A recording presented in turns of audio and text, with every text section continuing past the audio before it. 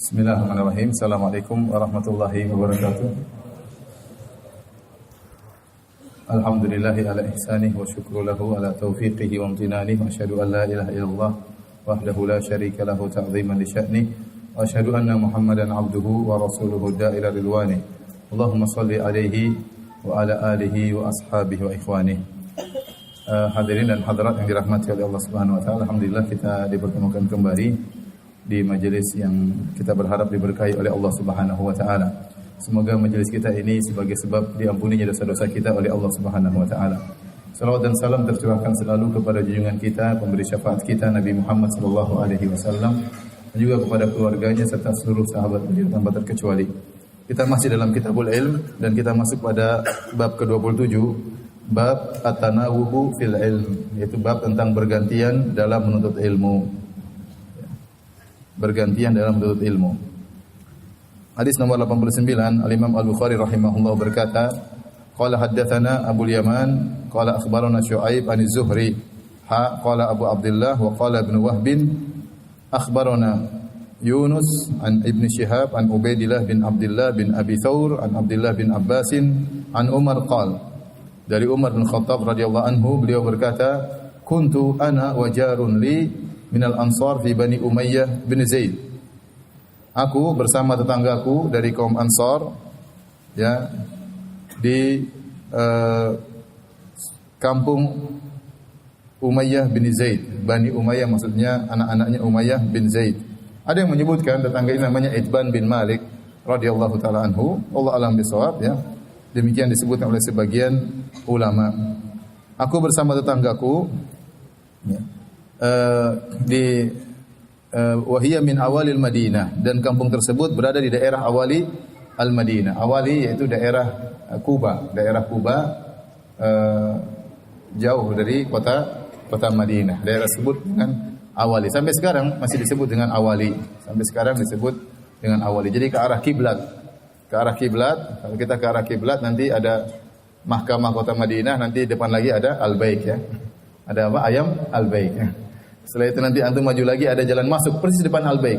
Persis depan rumah makan Al-Baik ada jalan masuk, yaitu ke arah Awali. Sampai sekarang namanya Awali. Ini lumayan jauh, ya. Ada kilo-kilo, mungkin 2 kilo, 3 kilo, ya, lumayan jauh. Kunna natanawabu an-nuzula ala Rasulillah sallallahu alaihi wasallam. Saya dan dia berganti-gantian, ya, dalam belajar di sisi Nabi sallallahu alaihi wasallam.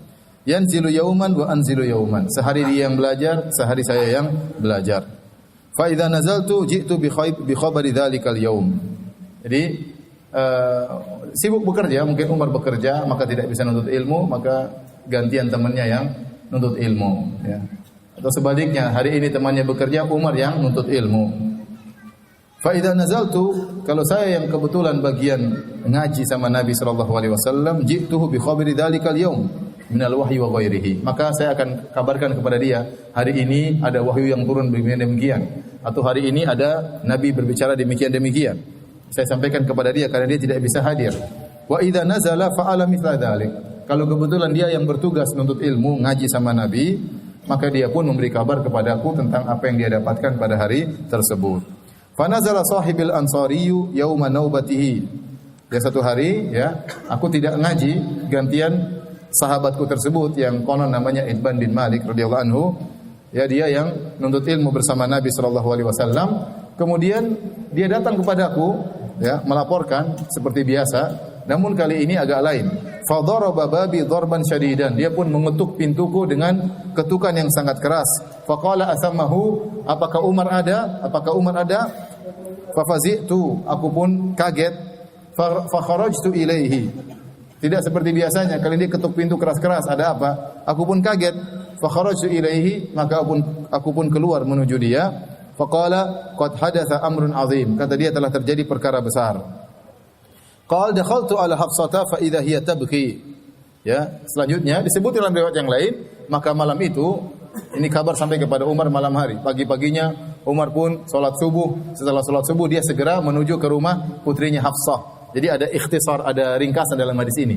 Harusnya selanjutnya setelah itu Umar malam itu gelisah, kemudian pagi-pagi hari setelah salat subuh dia segera menuju ke rumah Hafsah. Dalam riwayat saya bacakan, ya, Hatta idza salaitu subha syadattu alayya thiyabi. Tatkala aku selesai salat subuh, maka aku pun kencangkan bajuku. Thumma nazaltu, kemudian aku pergi. Fadakhaltu ala Hafsah, kemudian aku pun menemui putriku Hafsah. Ya. Tatkala dakhaltu ala Hafsah, saya pun ketemu dengan putriku Hafsah. Fa idza hiya tabki, tiba-tiba Hafsah sedang menangis. Hafsah istrinya siapa? Nabi sallallahu alaihi wasallam, ya. Hafsah bintu Umar, putrinya Umar namanya Hafsah, dan dia adalah istri Nabi sallallahu alaihi wasallam. Maka bebas bagi Umar untuk bertemu dengan putrinya tersebut. Maka Umar masuk ke rumah Hafsah, mendapati Hafsah radhiyallahu anha sedang menangis. Faqultu, maka aku bertanya, "Talaqakunna Rasulullah sallallahu alaihi wasallam?" Apakah kalian istri-istri Nabi telah diceraikan oleh Nabi sallallahu alaihi wasallam? Qalat la adri. Kata Hafsah, saya tidak tahu apakah kami sudah diceraikan atau tidak. Tsumma dakhaltu ala Nabi sallallahu alaihi wasallam. Kemudian saya pun pergi menemui Nabi sallallahu alaihi wasallam. Faqultu wa ana qa'im. Dan aku berkata kepada Nabi sambil aku masih berdiri, belum duduk. Atallaqta nisa'aka? Wahai Rasulullah, apakah Anda menceraikan istri-istri Anda? Maka Nabi berkata, la, tidak, aku tidak ceraikan mereka. Faqultu Allahu Akbar. Aku berkata Allahu Akbar. Ya. Jadi Umar bahagia, ternyata Nabi tidak menceraikan apa? Istri-istrinya. Karena di antara istri-istri Nabi adalah Hafsah, putrinya Umar bin Khattab radhiyallahu taala anhu. Hadis ini intinya adalah bagaimana adanya tanawub, bergantian dalam menuntut ilmu, dan ini menjelaskan tentang bagaimana perhatian para sahabat, semangat mereka dalam menuntut ilmu. Jadi dalil bahwasanya mereka menuntut ilmu tidak tiap hari, sehari mereka bekerja, sehari mereka menuntut ilmu, mereka bekerja lagi, ya. Jadi mereka tidak meninggalkan kewajiban mereka, ya, sebagai pekerja untuk menafkahi anak istri. Tatkala mereka sedang bekerja, maka ada sahabat lain seperti Umar, sahabatnya Itban bin Malik, tugasnya untuk belajar. Nanti dia yang lapor kepada Umar apa yang terjadi pada hari itu, ilmu apa yang dia dapatkan.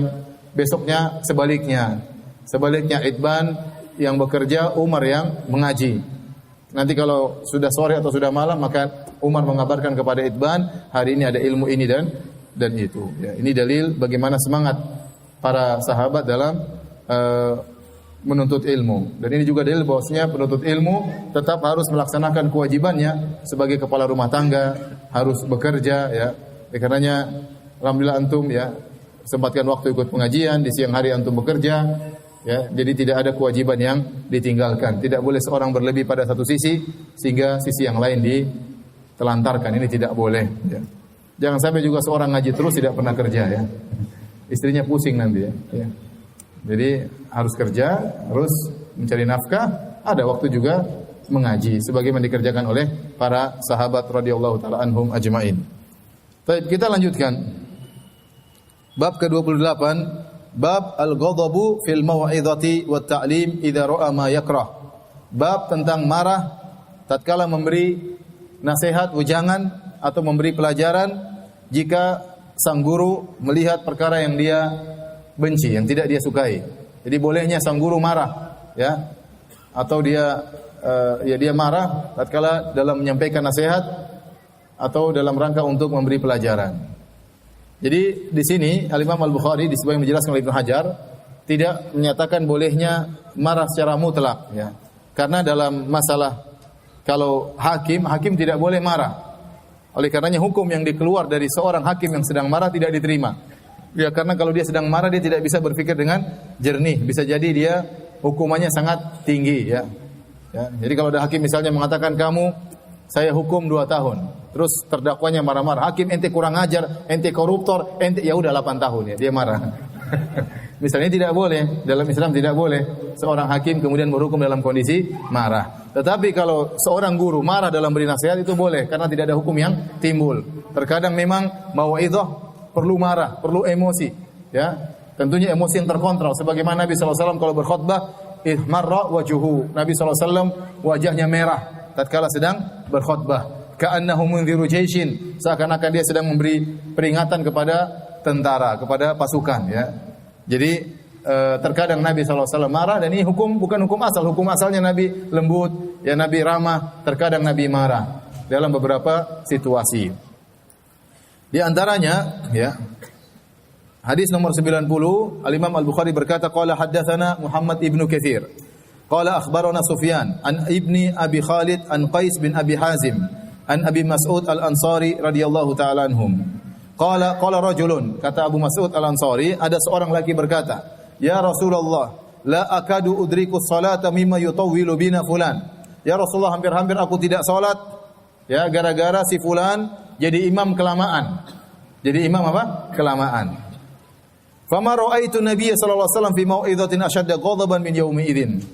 Kata Abu Mas'ud Al-Ansari, aku tidak pernah melihat Nabi marah lebih parah daripada hari itu tatkala memberi mau'izah. Nabi marah besar tatkala itu. Kata Abu Mas'ud, aku tidak pernah melihat Nabi marah lebih daripada itu. Artinya Nabi sangat marah. Faqala, kemudian Nabi berkata, "Ayyuhan nas innakum munaffirun." Wahai manusia sekalian, wahai sahabatku, sungguhnya kalian membuat lari orang. Faman shalla bin nas falyukhaffif. Barang siapa yang jadi imam, maka salatnya jangan panjang-panjang, ringankanlah salatnya. Fa inna fihimul maridha wad-dha'ifa wa dzal hajah. Karena di antara makmum ada orang yang sakit, ada yang lemah dan ada yang punya keperluan. Ada yang punya keperluan ya. Maka kalau jadi imam jangan salatnya lama-lama. Sebagian orang tatkala jadi imam dia murojaah ya. Kalau murojaah jangan pas jadi imam ya. Murojaah pas tidak jadi imam. Ya.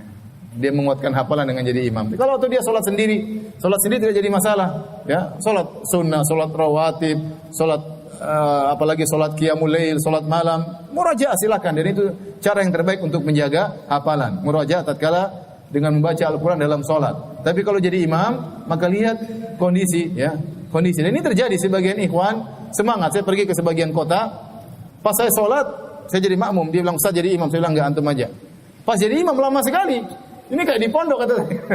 Saya tidak duga kalau dia begitu lama. Setelah itu teman-teman cerita, "Ya Ustaz, itu kalau itu yang jadi imam, terkadang sebagian orang lihat dia jadi imam mundur, enggak jadi salat ya. Balik ke rumah." Dan ini pernah terjadi di zaman sahabat. Jadi dia mengatakan, "La akadu udriku salat." Dia mengeluh kepada Nabi, "Ya Rasulullah, hampir-hampir saya tidak salat gara-gara si fulan kalau jadi imam lama sekali." Ya, apa maksudnya hampir-hampir aku tidak salat ya? Ada yang mengatakan ya, ini imam salat terlalu lama, saking capeknya dia berdiri, susah dia mau ruku. Rukunya juga terlalu lama, saking lamanya dia ruku, susah untuk dia apa? Berdiri. Hampir-hampir dia tidak salat gara-gara keletihan yang luar biasa. Keletihan yang luar biasa ya. Kalau di pondok enggak ada masalah, semua sudah tahu kondisinya seperti itu ya. Sebagian pondok sunnah Masya Allah, kalau salat ya, rukuknya lama. Mungkin antum hitung subhana rabbiyal azim, subhana rabbiyal azim mungkin 20 atau 30 kali ya. Subhana rabbiyal azim, subhana rabbiyal azim, subhana rabbiyal azim. Loh, masih 5, subhana azim, subhana rabbiyal azim. Sebagian pondok Masya Allah. Dan itu mereka bertahan sampai sekarang. Terakhir saya kunjungan ke sana salatnya masih lama ya. Tapi kalau di pondok enggak ada masalah untuk latihan ya. Tapi kalau masyarakat umum khawatir orang akhirnya tidak mau salat. Ada yang menafsirkan demikian, saking lamanya dia berdiri, susah dia untuk ruku. Saking lamanya dia ruku, susah lagi dia untuk menyempurnakan salatnya. Namun dalam sebagian riwayat dengan jelas dikatakan, ya, "Innila ata'akharu anis salat." Ya, sungguhnya saya ya meninggalkan salat ya. Gara-gara saya meninggalkan salat berjamaah ya, gara-gara imamnya kelamaan. Jadi tidak salat berjamaah. Dia tidak salat berjamaah. Kenapa? Imamnya kelamaan. Saya salat di rumah saja. Ya. Dalam riwayat ini la ada'us salat. Sungguh saya tinggalkan salat, saya tidak salat. Dalam riwayat ini la ada'ul masjid. Saya tinggalkan masjid. Saya tidak salat. Jadi dia tidak mau salat di masjid gara-gara imamnya apa? Kelamaan ya. Maka Rasulullah SAW pun marah ya. Rasulullah SAW marah karena ini membuat lari orang dari dakwah ya, dari dari sunnah ya, dari masjid. Maka seorang bukan hanya bermodalkan semangat saja, tapi lihat kondisi masyarakat. Lihat kondisi masyarakat. Bukan juga karena ingin masyarakat senang, kemudian Al-Fatihahnya satu nafas ya. Itu ustadznya hebat, imamnya hebat. Kenapa Al-Fatihahnya satu nafas? Bukan juga begitu. Apalagi salat dalam cepat ya. Kemarin salat berapa rakaat yang sempat kita lihat di YouTube beberapa waktu lampau ya. Salat tercepat di dunia di Indonesia ya, pecahkan rekor. Berapa? 23 rakaat berapa menit? 7 menit, luar biasa. Ya, 7 menit ya. Subhanallah, itu kalau gitu sudah enggak benar ya. Tapi maksudnya kita salat yang sedang-sedang, jangan terlalu lama, jangan juga terlalu cepat sehingga ada kenikmatan dalam salat. Makanya Nabi mengatakan, "Ya ayuhan nas inna minkum munaffirun, innakum munaffirun." Kata Nabi, wahai manusia sekalian, sungguhnya kalian telah membuat lari manusia. Ya. Kalau barang siapa yang jadi imam, lihat kondisi makmum di belakang, jangan terlalu lama. Taib. Kita lanjutkan hadis berikutnya, hadis ke-91. Al-Imam Al-Bukhari Abu Abdullah rahimahullah berkata, qala haddatsana Abdullah bin Muhammad, qala haddatsana Abu Amir, qala haddatsana Sulaiman bin Bilal Al-Madini an Rabi'ah bin Abi Abdurrahman an Yazid maula Al-Munba'is an Zaid bin Khalid Al-Juhani anna Nabiy sallallahu alaihi wasallam sa'alahu rajulun anil luqatah. Jadi ada seorang bertanya kepada Nabi tentang al-luqatah. Luqatah itu barang jatuh, barang hilang. Dia di jalan tahu-tahu lihat ada barang jatuh. Faqala, kata Nabi sallallahu alaihi wasallam, "I'rif wika'aha aw qala wi'a'aha wa isafaha." Tsumma arif hasanah. Kata Nabi, caranya kalau kau lihat barang jatuh, silakan kalau mau ambil silakan, tapi kenalilah bungkusannya, talinya, wadahnya, ya. Ya, supaya untuk mengenalkan kalau ada orang datang ada barang mau hilang apa ciri-cirinya. Maksudnya demikian. Bagaimana talinya, ikatannya terbuat dari apa, ya. Kata Nabi, i'rif wika'aha, wika'arnya ikatannya, aqala wi'a'aha wa isafaha, wi'a'aha yaitu apa namanya? Wadahnya sama. Isafaha, ifasaha artinya juga ifasaha artinya wadahnya.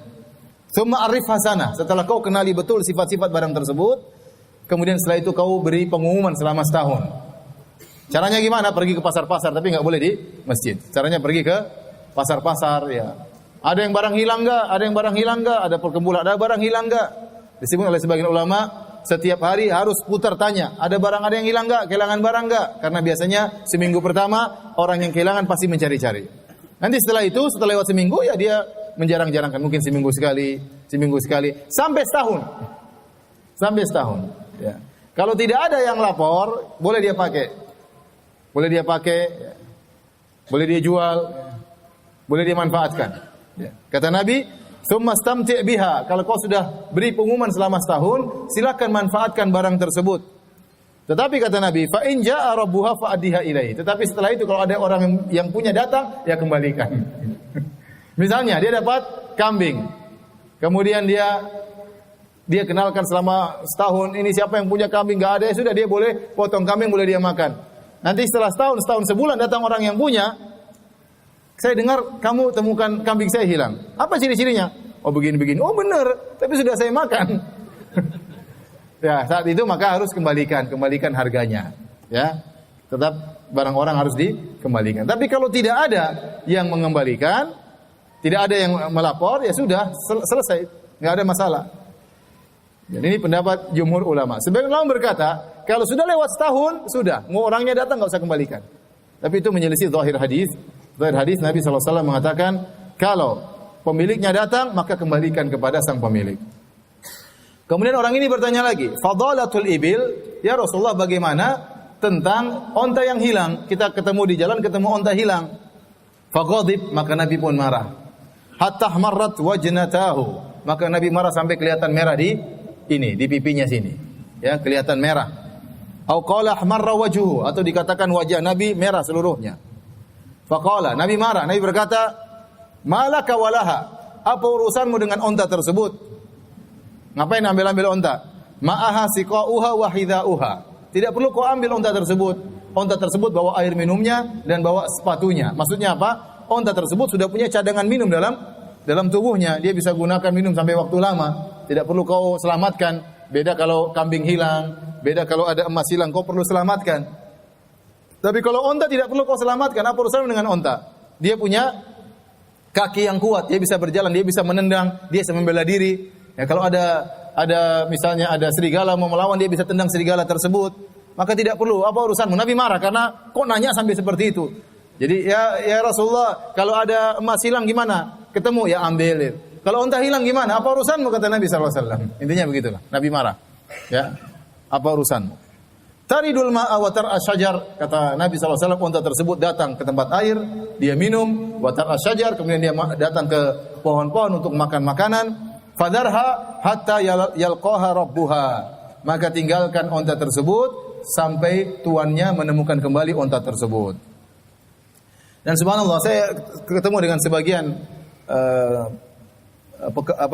peternak onta ya di waktu saya ke Taif, saya ngobrol dengan sebagian mereka, ya mereka cerita sebagian onta kadang hilang dalam jarak mungkin ya entah berkilo-kilo, mungkin puluhan kilo dia bisa kembali ke tempatnya, ya. Bisa kembali ke tempatnya. Apakah itu berlaku semua onta atau cuma onta-onta yang pintar, saya kurang tahu.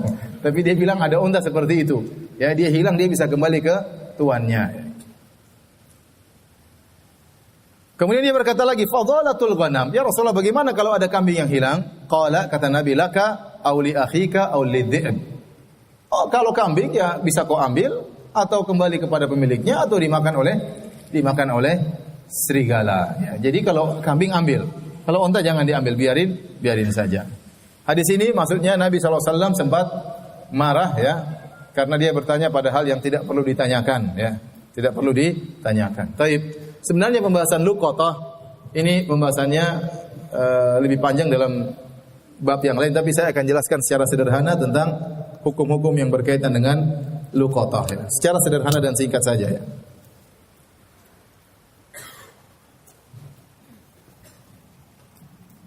Al-luqatah dalam Quran apa? Barang temuan. Secara umum ada 3 ya. Ada barang yang kurang bernilai,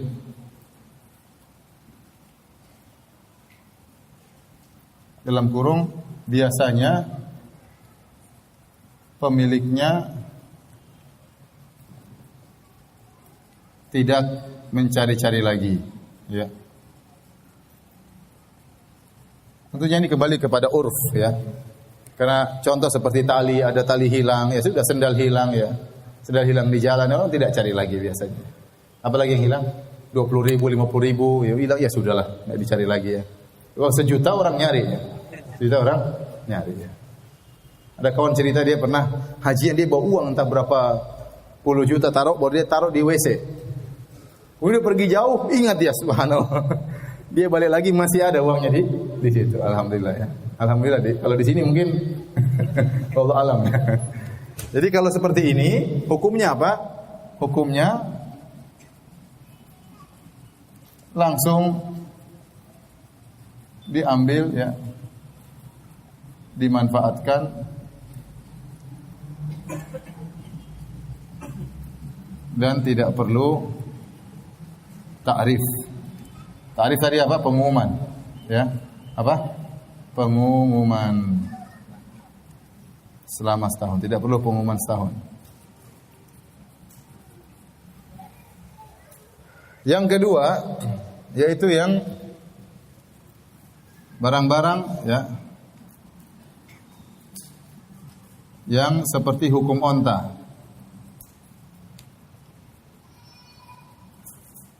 Artinya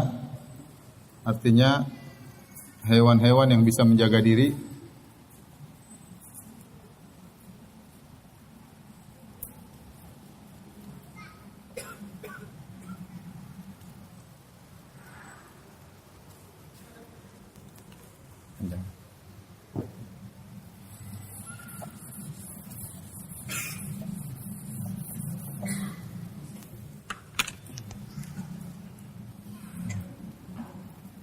yang seperti hukum unta, dalam kurung hewan-hewan yang bisa jaga diri. Seperti apa? Seperti apa? Kuda, ya, sapi, ya misalnya, ya, kuda dan sapi misalnya. Dan juga, ya, juga besi-besi berat, ya, yang apa namanya, yang tidak rusak, ya. Maka ini hukumnya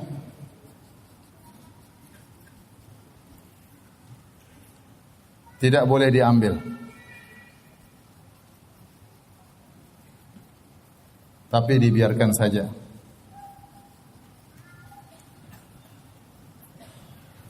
sampai ditemukan oleh pemiliknya.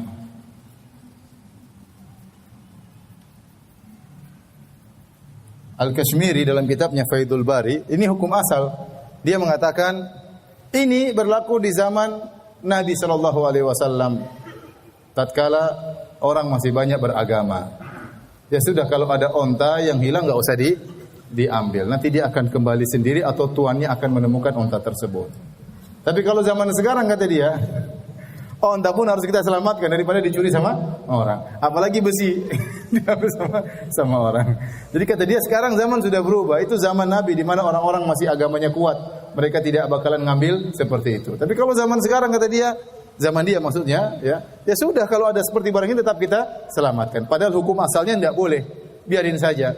Tapi kenyataannya ada orang mencuri onta, ada orang mencuri kuda, ada orang mencuri besi, ya, besi yang terpasang aja bisa dicabut, ya, subhanallah. Apalagi besi yang pengangguran cuma diletak di atas tanah, yang dipasang aja bisa dicabut, murmurnya luar biasa, ya, hebat, ya. Kemudian yang ketiga, ya, selain dari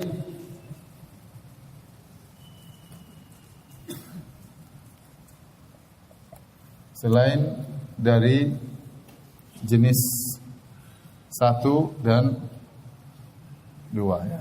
Yang selainnya seperti ada emas, ya, yang berharga, ya, emas atau perak yang jatuh, dompet yang jatuh, ya. Maka, ya, seperti apa? Emas, ya. Dompet ada isinya maksudnya, ya. Apalagi duit yang banyak dan lain-lain, ya. Maka hukumnya apa?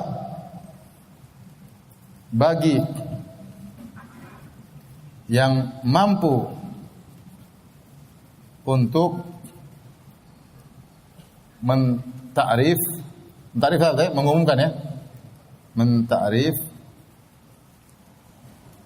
dalam kurung pengumuman, maka silakan ambil.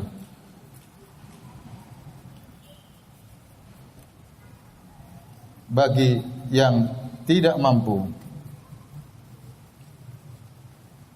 mentakrif, maka tidak boleh ambil. Karena dia harus mentakrif selama berapa? Setahun, ya. Setelah itu takrif selama setahun. Kalau sekarang ada kita ketemu dompet misalnya, ya. Sekarang kalau kita biarkan bahaya, terkadang kita ambil. Terkadang kita ambil, kita catat ciri-cirinya, jumlahnya berapa, kita bikin pengumuman. Apalagi sekarang pengumuman mungkin tidak perlu di pasar-pasar, dengan media sosial. Dengan media sosial, ya, dengan media sosial yang mudah dijangkau oleh pemilik. Atau kira-kira kita ngomong di sekitar dompet tersebut, sampaikan kalau orang ke sini ada dompet yang hilang, suruh ketemu saya, ya. Suruh ketemu saya. Tapi kita catat ciri-cirinya. Kita catat ciri-cirinya. Atau emas atau yang lainnya. Ya. Kalau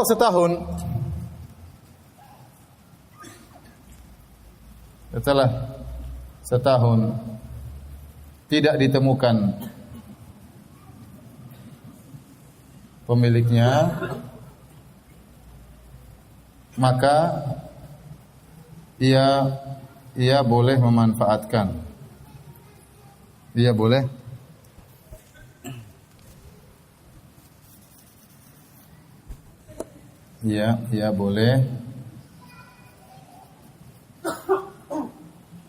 pertama melakukan salah satu dari berikut. Yang pertama, ya, dia jual, dan uangnya dia pakai, uangnya, ya, dia simpan misalnya, jadi wadiah. Wadiah itu apa? Titipan, ya, titipan amanat. Dia jaga, ya.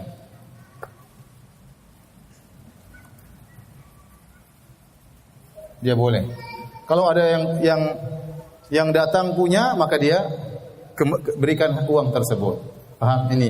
Yang kedua, ya, dia manfaatkan atau dia gunakan uang tersebut.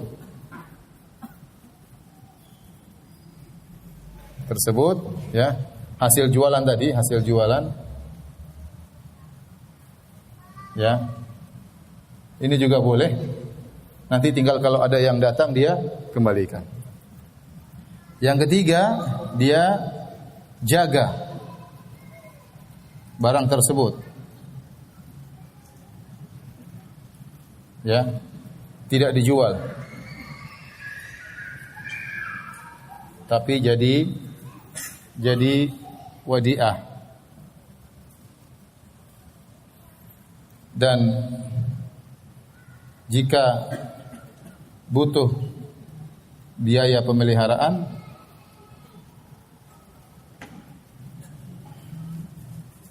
nanti dia minta dari sang pemilik. Contoh, dia menemukan motor itu harus dijaga, mungkin di ini butuh apa, atau sesuatu yang perlu dipelihara. Misalnya dia temukan kambing tersebut nggak mungkin dibiarkan kan, harus dia bawa, harus dia kasih makan, kalau enggak nanti mati ya. Maka kalau dia memilih untuk menjaga kambing tersebut, nanti biaya pemeliharaan dia minta dari pemilik kambing. Ini kambing mau saya kembalikan, biaya pemeliharaan saya sekian, kamu harus bayar ya. Nah, bagaimana kalau ternyata barang yang dia temukan tadi cepat rusak? Contoh, dia menemukan tomat 1 keranjang. Ini gimana? Mau diumumkan 1 tahun? Ya udah jual aja cepat-cepat. Atau dia temukan es krim jatuh, mau diapain? Udah makan aja. Ada bebek goreng jatuh, ya udah, ada mie goreng jatuh, ada mie ayam jatuh, lapar semua antum ya. Makan aja, jangan tunda setahun udah basi ya. Ya udah makan aja. Nanti kalau orang datang kita kasih duitnya. Kasih apa? Duitnya ya. Kasih duitnya. Atau kalau antum jual ini barang, ada nemukan barang harganya 5 juta, antum jual, uangnya antum sedekahkan dengan niat untuk orang tersebut. Tetapi kalau seandainya orang tersebut datang minta 5 juta, antum cerita, saya sudah dapat dan saya sudah jual dan saya sedekahkan uangnya. Saya tidak terima. Kenapa kau jual tidak minta izin sama saya? Loh, kamu enggak muncul-muncul gimana? Terus gimana? Ya sudah, kalau gitu antum bayar 5 juta sama dia. Tetapi uang sedekah jadi untuk antum. Jadi antum yang bersedekah, bukan dia lagi. Kalau dia minta ganti rugi. Ini kira-kira hukum apa namanya? Luqatah ya. Tapi saya katakan tadi, zaman sekarang hampir semua barang bisa hilang ya. Yang semacam onta pun bisa dicuri orang, kuda bisa dicuri orang, onta bisa dicuri orang, ya. Benda-benda berat bisa dicuri orang.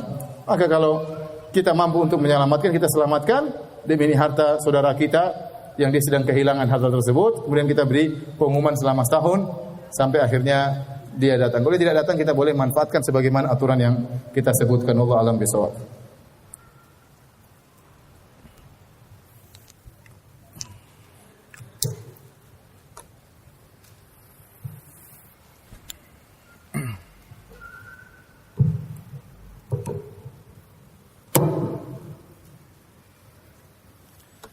Baik, hadirin, sudah silakan. Mau di foto boleh. Penuntut ilmu zaman now. Silakan.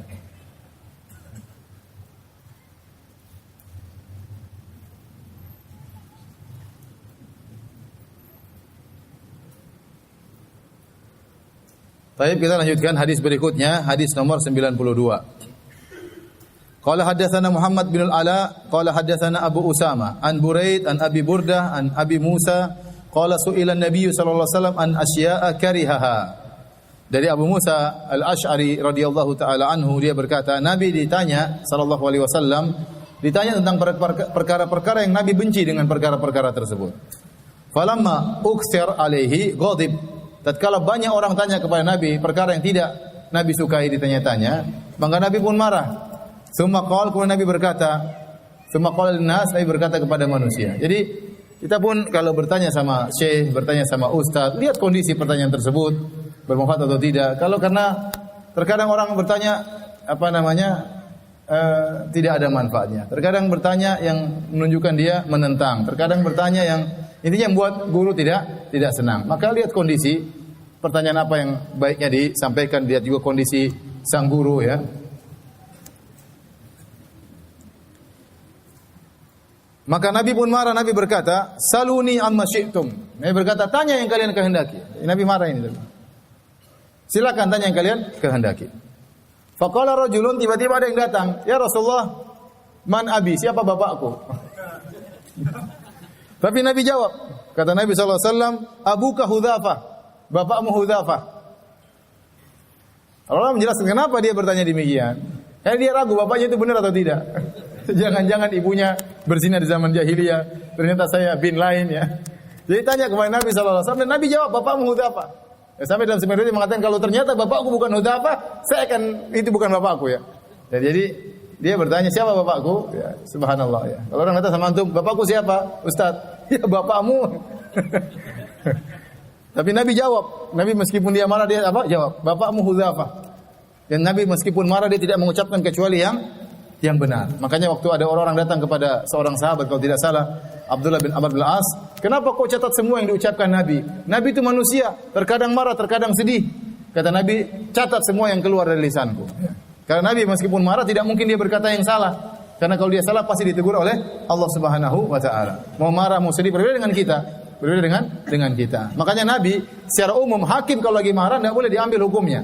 Tapi kalau Nabi yang marah mengeluarkan hukum, statement hukum tetap kita ambil karena dia maksum.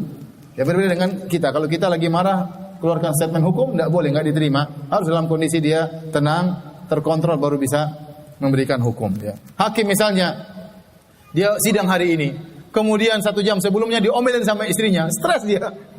Kemudian masuk dalam sidang persidangan, "Kamu udah penjara seumur hidup." Jengkel.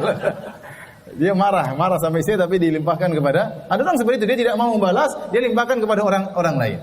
Orang ribut di kantor, tidak bisa membalas, dia marah pulang marah-marah sama istri dan anaknya. Anak istri jadi korban. Ada orang seperti itu. Makanya hakim yang sedang marah tidak boleh. Tapi kalau Nabi yang marah, tetap pernyataan yang merupakan hukum karena Nabi maksum. Ada yang bertanya, "Man abi?" "Ya Rasulullah, siapa bapakku?" Kata Nabi, "Abuka Hudzafah." Faqama akhar. Ada lagi bertanya lagi. "Man abi ya Rasulullah?" "Saya juga bapak saya siapa ya Rasulullah?" Subhanallah, Nabi tetap menjawab ya. "Kalau saya, bapakku siapa?" Kata Nabi, "Abuka Salim maula Syaibah." Nabi sebutkan, "Bapakmu fulan." Falamma ra'a Umar ma fi wajhihi, tatkala Umar melihat wajah Nabi sedang marah, qala ya Rasulullah, maka Umar berkata, "Ya Rasulullah, inna natubu ila Allah azza wa jalla." Kami bertobat kepada Allah Subhanahu wa taala. Kenapa Umar sadar bahwasanya itu kekeliruan? Tidak boleh tanya-tanya Nabi masalah seperti itu. Nabi diutus oleh Allah untuk urusan syariat, bukan tanya perkara gaib. Bapak saya siapa? Benar enggak bapak saya yang sekarang ini? Benar-benar bapak saya sungguhan? Jangan-jangan ibu saya di zaman jahiliyah berzina dengan laki-laki lain ya. Nah, Nabi tidak suka ditanya, tapi Nabi jawab. Dan itu perkara gaib. Benarkah bapak saya si fulan? Berarti kan dia tanya tentang gaib. Bertanya apakah ibu saya dulu berzina atau tidak? Seperti itu maksudnya. Tapi Nabi jelaskan, bapakmu si fulan benar. Kamu bapakmu juga si fulan benar ya. Jadi Umar sadar bahwasanya itu pertanyaan yang keliru, yang Nabi tidak suka pertanyaan seperti itu. Karena Nabi ingin ditanya tentang masalah syariat, bagaimana hukum ini, bagaimana hadis masalah ini misalnya. Adapun bertanya tentang bapakku siapa perkara gaib, maka Nabi tidak suka dan kelihatan merah wajah Nabi sallallahu alaihi wasallam dan Umar pun paham akan hal tersebut. Baik, kita lanjutkan hadis berikutnya. Bab man baraka ala rukbatayhi indal imam. Bab tentang seorang yang dia berlutut di atas kedua lututnya di sisi sang imam awil muhaddits atau di sisi orang yang sedang menyampaikan hadis ya. Al-Imam Al-Bukhari menyampaikan hadis nomor 93. Abu Abdullah Al-Bukhari rahimahullah berkata, qala haddatsana Abu Yaman, qala akhbarana Syu'aib an-Zuhri, qala akhbarani Anas bin Malik, anna Rasulullah sallallahu kharaja. Rasulullah sallallahu satu hari keluar, faqama Abdullah bin Hudzafah. Maka berdirilah Abdullah bin Hudzafah, kemudian dia berkata, "Man abi?" "Siapa ayahku?" Faqala abuka Hudzafah. Kata Nabi, bapakmu Hudzafah. Tsumma aksara an yaqul, "Saluni." Kemudian Nabi SAW berkata, bertanya kepadaku. Nabi marah, tapi Nabi bertanya, silakan bertanya. Fabaraka Umar ala rukbatayhi, maka Umar pun duduk di atas kedua lututnya. Faqala radina billahi rabban, kami ridha Allah sebagai Rabb kami. Wabil islami dinan, dan Islam sebagai agama kami. Wabi Muhammadin nabiyan, dan kami ridha Muhammad sebagai nabi. Fasakata, maka Nabi pun tenang. Nabi mengatakan, silakan bertanya sambil marah. Waktu Umar berkata demikian, Nabi pun tenang. Ini menunjukkan cerdasnya Umar. Ya, ini kasusnya sama tadi.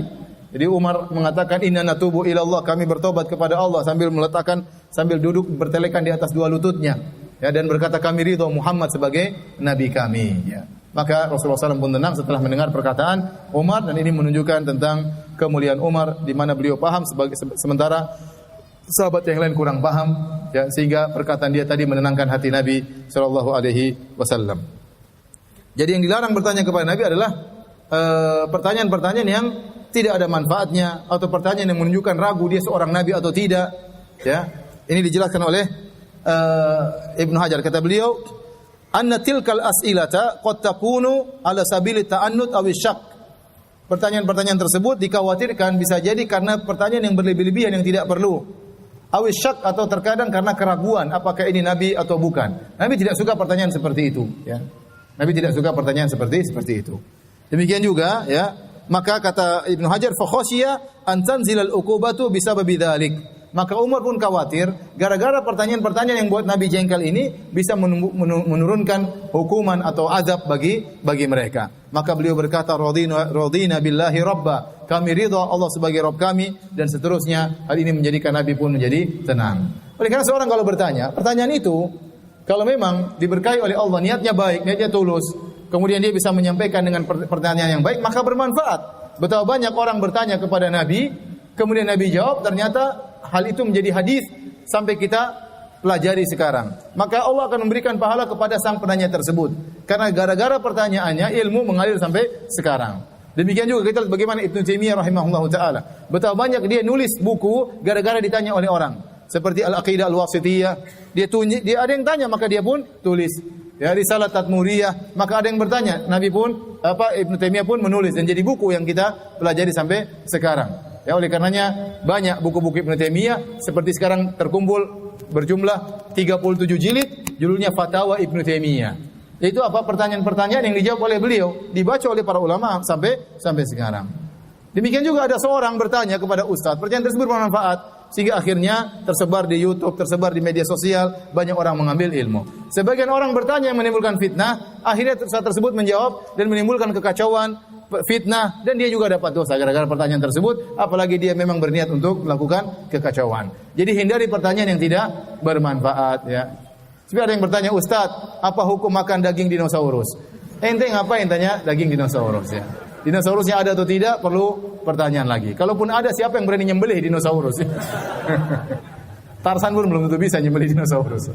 Jadi pertanyaan yang tidak bermanfaat, ya. Seorang berpikir waktu sedikit, Ustaz juga waktunya mahal, kita pun waktunya juga mahal, maka jangan kita bertanya hal-hal yang tidak bermanfaat. Demikian, insyaallah kita lanjutkan setelah salat Isya. Wabillahi taufik. Assalamualaikum warahmatullahi wabarakatuh.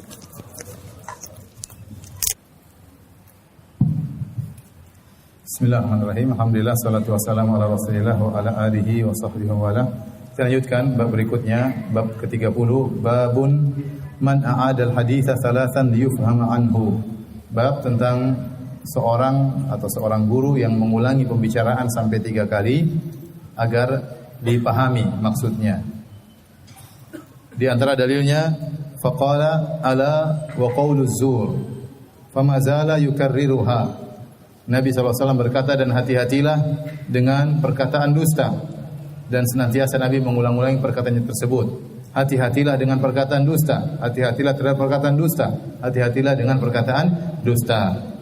Wa qala Ibnu Umar, dan Ibnu Umar berkata, qala Nabi sallallahu alaihi wasallam, Nabi pernah berkata, hal ballaghtu salasan. Apakah aku telah menyampaikan risalah Allah kepada kalian?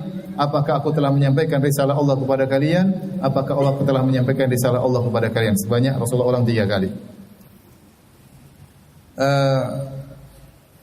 Adapun hadis yang pertama, ala wa qaulu zur, ya. Ini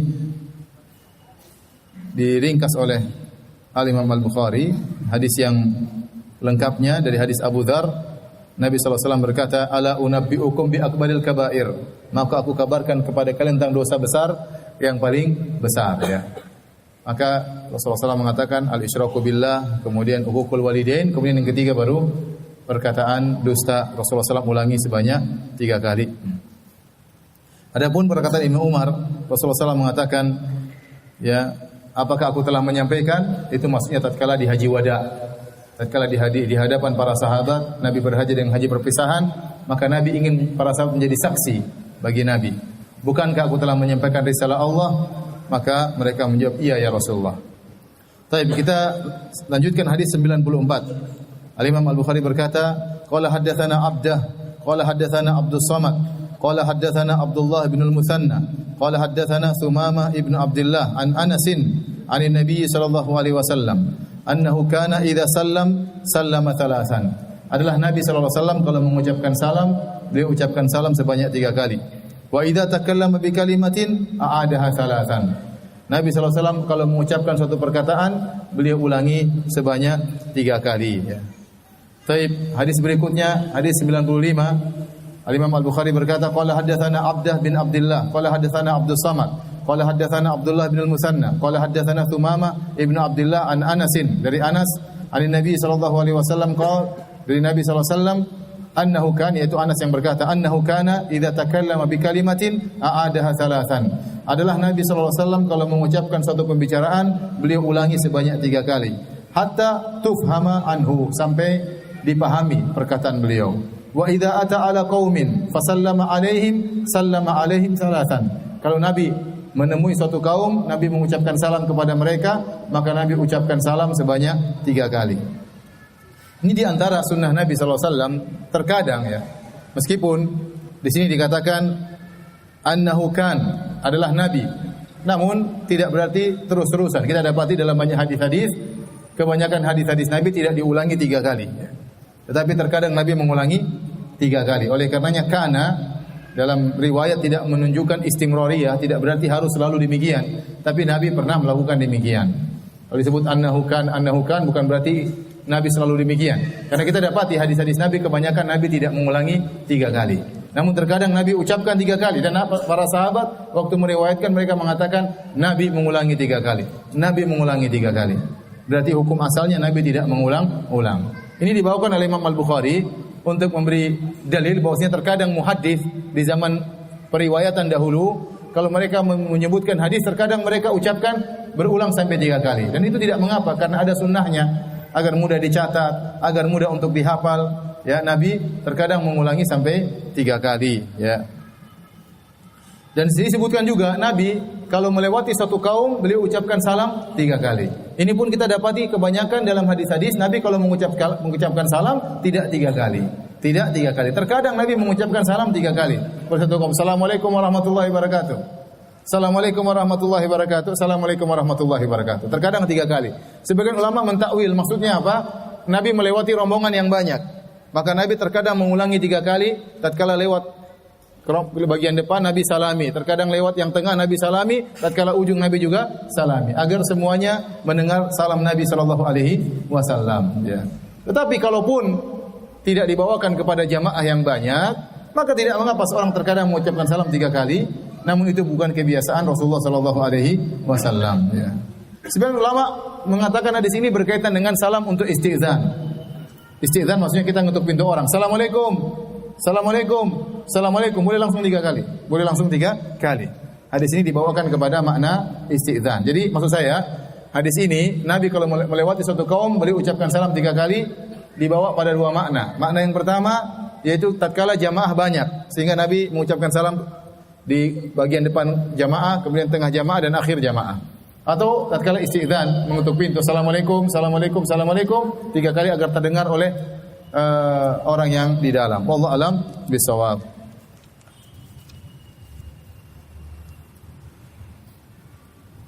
Sudah apa lanjut? Tanya jawab ya. Tanya jawab aja. Hah? Jangan terlalu lama-lama ya. Nanti antum kabur ya.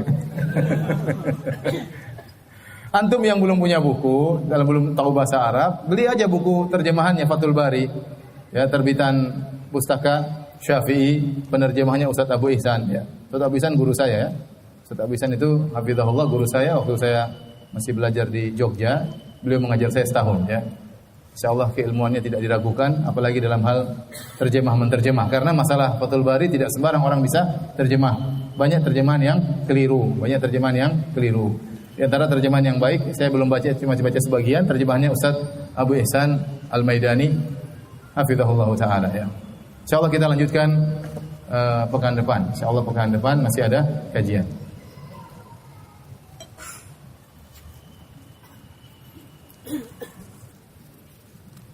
Apabila kita menemukan barang berharga seperti termasuk kategori poin ketiga dalam pembagian barang temuan dan kita mampu melakukan ta'rif tapi kita tidak mengambil menyelamatkan barang tersebut, apakah kita berdosa? Ini ada khilaf tentang apakah wajib dia menyelamatkan apa namanya barang tersebut, itu barang saudaranya ya ataukah tidak. Ada khilaf di kalangan para ulama ya.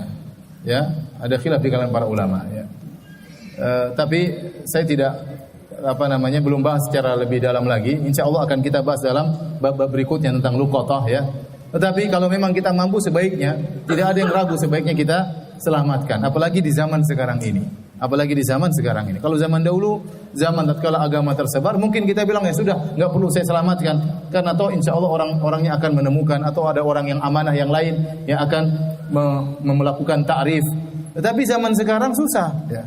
Nah, kalau kita biarkan dompet jatuh, sebaiknya kita ambil, kita untuk untuk kita jelaskan kepada masyarakat. Sayang karena akan dipegang oleh tangan yang tidak amanah, akhirnya diambil ya. Kawan saya baru-baru saja ya. Waktu saya lagi ke bandara, Ustaz, saya punya oleh-oleh Ustaz. Ya udah, tunggu di bandara ya. Ya udah Ustaz, enggak apa-apa, saya tunggu ya. Dia datang ke bandara, dia bawa uang dolar ya. Qadarullah uang dolarnya hilang. Jadi saya tidak dapat oleh-oleh. Dompetnya jatuh, uang dolarnya hilang, kembali dompetnya tanpa isinya ya. Jadi kalau kita temukan barang berharga, sebaiknya kalau kita mampu untuk mentakrif, sebaiknya kita selamatkan, membantu orang lain yang kesusahan.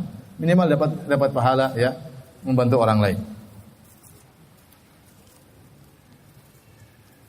Uang temuan setelah 1 tahun dipakai untuk usaha dan menguntungkan di tahun kedua, pemiliknya datang. Uang temuan setelah 1 tahun dipakai untuk usaha dan menguntungkan. Di tahun kedua pemiliknya datang. Apakah keuntungan dibagi 2? Enggak perlu. Uangnya dikembalikan sebagaimana asalnya, tidak perlu dikasih untung. Ya, kalau antum mau kasih untung terserah ya. Tapi kalau antum sudah setahun tidak ada yang datang, antum berhak mengolahnya. Antum berhak mengolahnya tanpa harus, bukan mudharabah ya. Kalau rugi tetap ente kembalikan uang tersebut. Kalau untung enggak usah kasih untung dia ya. Kalau antum bagi-bagi rezeki silakan aja, enggak ada masalah. Bagaimana jika kita menemukan uang 200.000 dan pada saat itu kita sedang butuh uang dan memakai uang tersebut? Karena menurut ini adalah uang rezeki dari Allah. Saat situasi mepet seperti ini, pencuri nanti juga demikian. Kebetulan lagi butuh-butuhnya, ternyata dompet isinya $1.000. Ini rezeki dari Allah. Ya enggak, ada aturannya. Aturannya harus diumumkan. Ya intinya, itu uang adalah amanah. Uang adalah amanah, wadi'ah ya, selama setahun ya. 200.000 dicari orang atau tidak 200.000? Tidak ya. Ini yang memang perlu pembahasan lebih jauh. Untuk ukuran sekarang, berapa jumlah uang yang boleh kita langsung manfaatkan tanpa harus ditakrif. Ini dibahas oleh para ulama. Saya sempat mendengar sebagian ulama zaman sekarang yang menyebutkan jumlah tersebut untuk ukuran Arab Saudi. Ya. Cuma saya lupa jumlah nominalnya berapa. Mau saya convert misalnya ke Indonesia kira-kira berapa uang yang kalau kita dapat jumlah segitu, misalnya ke 50.000, insya Allah semua sepakat nggak dicari. 20.000 apalagi nggak dicari. Tapi kalau sudah ratusan ribu, ya, apalagi ketemunya misalnya di tempat orang miskin, wah. Kalau tempat di kompleks orang kaya sudah ambil aja. Dia tidak cari 200.000. Tapi kalau ketemuan misalnya di tempat orang miskin 200.000 mungkin berharga. Allah alam bisawab.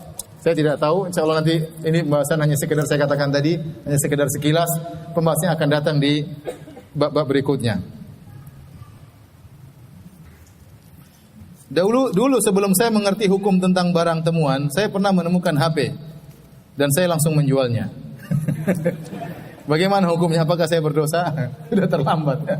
Ya, kalau bisa nilai nominal HP tersebut masih ingat, ya sudah tidak mungkin, ta'rif itu kan zaman dahulu, disedekahkan, kita niatkan untuk siapa? Untuk pemilik HP tersebut. Ustaz, apakah wanita itu dilemahkan oleh gemerlapnya harta? Maksudnya apa ini? Apakah wanita itu dilemahkan oleh gemerlapnya harta? Maksudnya wanita matre gitu maksudnya.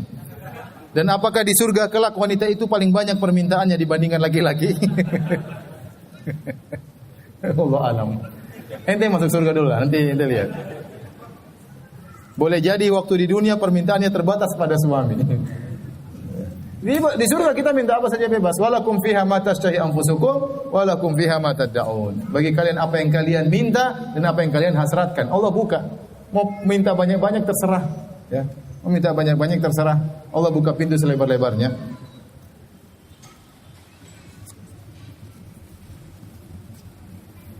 Adapun hukum GoPay hukumnya adalah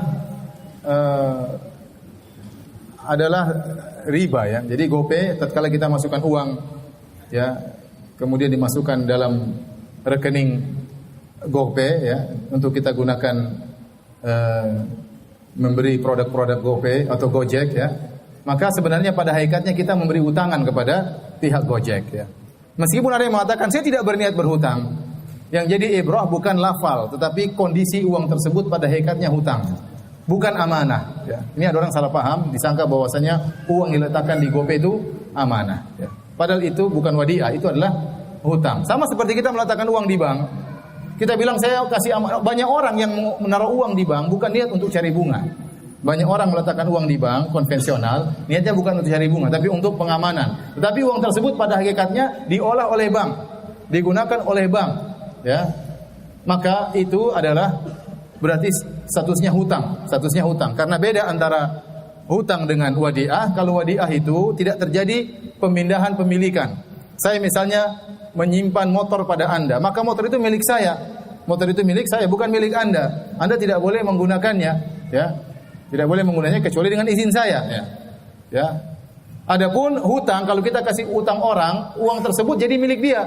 Dia boleh menggunakan dan itu milik dia, tapi waktunya bayar dia harus apa? Harus bayar, ya. Maka tatkala hutang, maka harus dikembalikan seutuhnya dan dia boleh mengolah uang tersebut karena itu uang dia, dan kemudian dia memegang utang tersebut dalam kondisi sebagai yadu dhaman, artinya dia bertanggung jawab. Dia bertanggung jawab. Kalau ada apa-apa, apapun yang terjadi dia harus kembalikan secara utuh. Berbeda dengan titipan. Kalau titipan, pemegang titipan tersebut disebut dengan yadu amanah. Dia memegang sebagai amanah. Artinya apa? Kalau barang tersebut rusak atau hilang dan dia tidak teledor, dia tidak bertanggung jawab.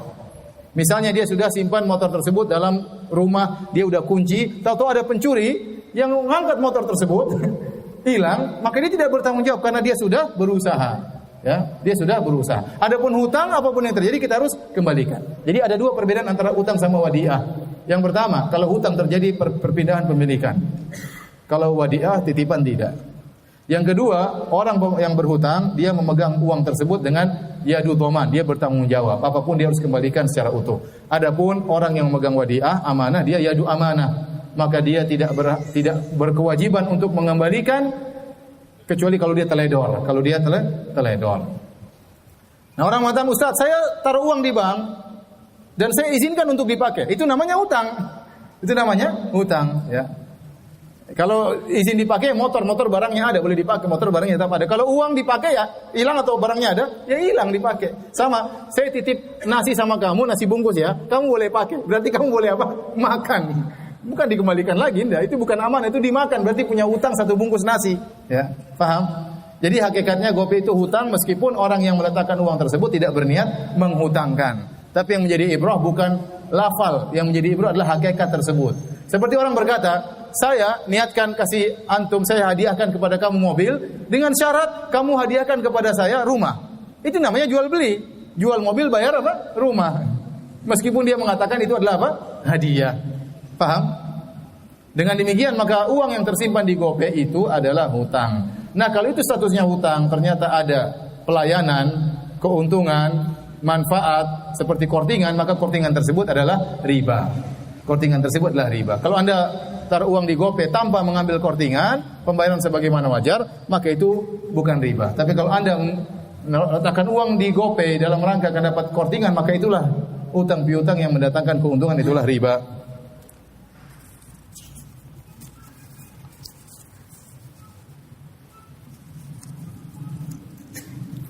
Pak Ustadz, apa hukumnya ibadah umrah atau haji? Biayanya dari seseorang yang mendapat komisi menjual aset perusahaan. Alhamdulillah, tidak ada masalah ya. Ada orang kasih Anda haji gratis, alhamdulillah, jangan ditolak ya. Yang penting bisa hajian. Ya. Kalau di Arab Saudi banyak ya muhsinin, donatur yang menghajikan. TKW, TKI yang belum pernah haji dihajikan. Ditanya belum pernah haji, dihajikan sama mereka. Itu banyak. Terkadang berbis-bis orang-orang Arab Saudi menghajikan. Ini masalah. Yang penting bisa haji.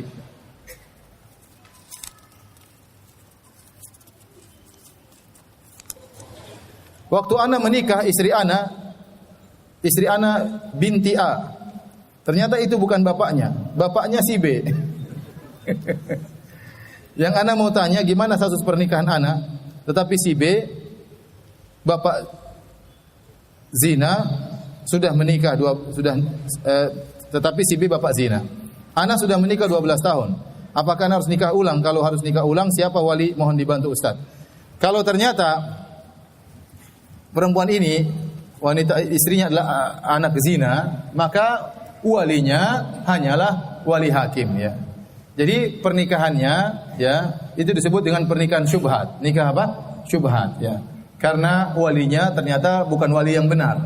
Maka hasil dari pernikahan ini misalnya punya anak 5, 10, tidak mengapa dinisbahkan kepada Anda sebagai bapaknya. Tetapi pernikahan diulangi, tinggal pergi ke KUA, ceritakan kasusnya karena hakim atau KUA berhak untuk menikahkan. Ya, tinggal ke sana dijelaskan, mohon maaf saya biar hilang keraguan karena ternyata istri saya dahulu anak zina dan anak zina tidak ada walinya kecuali wali hakim ya. Tapi apa yang telah berlanjut sah-sah saja dan sekarang tidak boleh gauli istri ya. Sekarang ini sudah tidak boleh menggauli istri untuk lebih hati-hati. Meskipun kita tahu dalam mazhab Hanafiyah boleh menikah tanpa wali, tetapi jumhur ulama 3 mazhab yang lain menikah tanpa wali itu tidak sah. Kata Nabi la nikah illa biwali. Tidak ada nikah kecuali dengan wali. Maka saya katakan solusinya, sekarang kalau pulang jangan gauli istri, anggap saja istri wanita bukan istri ya. Kemudian pergilah ke KUA, jelaskan situasi dan kondisi, kemudian tinggal nikah saja dengan mahar ya. Dengan 2 saksi maka sah kembali. Hanya sekedar untuk menghilangkan keraguan ya. Ini lebih baik seperti itu. Tapi anak-anak yang lahir tidak ada masalah karena itu namanya nikah syubhat. Kalau nikah syubhat itu diulangi nikahnya tetapi proses yang telah berjalan, anak-anak yang lahir dan seterusnya tidak ada masalah. Tidak ada masalah.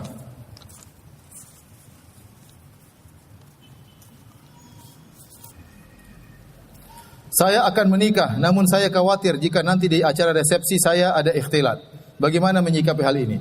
Fattaqullaha masata'tum, bertakwa semampunya, ya. Bertakwa semampunya. Beri arahan kepada orang tua, kami ingin nikah Islami. Kalau ternyata orang tua tidak izinkan, ya nikah saja. Jangan mundur ya. Tambah tersiksa nanti.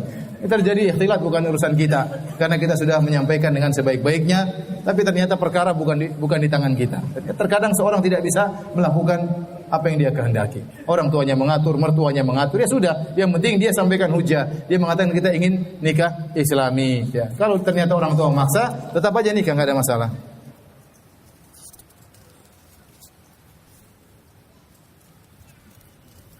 Ustaz, apakah basmalah Bismillahirrahmanirrahim termasuk ayat Al-Fatihah? Ada khilaf di kalangan para ulama. Apakah Bismillahirrahmanirrahim termasuk Al-Fatihah atau tidak? Sebagian ulama mengatakan termasuk dari Bismillah sab'an minal mathani, di antara 7 ayat berulang-ulang. Ayat pertama Bismillahirrahmanirrahim. Sebagian ulama mengatakan tidak, Bismillah tidak termasuk Al-Fatihah, tetapi dia adalah pembuka sebagaimana surat-surat yang lain yang dibuka dengan Bismillahirrahmanirrahim, ya. Dan ini pendapat sebagian ulama. Maka ada khilaf di kalangan ulama tentang masalah ini, ya. Terlebih lagi dalam banyak riwayat Nabi kalau membuka salatnya langsung membaca dengan Alhamdulillahirabbil alamin. Wallahu a'lam bishawab, ya. Saya sendiri lebih condong kepada bismillah, bukan bagian daripada Al-Fatihah, ya. Tetapi lebih hati-hati kalau kita salat tetap kita baca bismillah. Tetap kita baca Bismillahirrahmanirrahim. Apakah dijaharkan atau disirkan?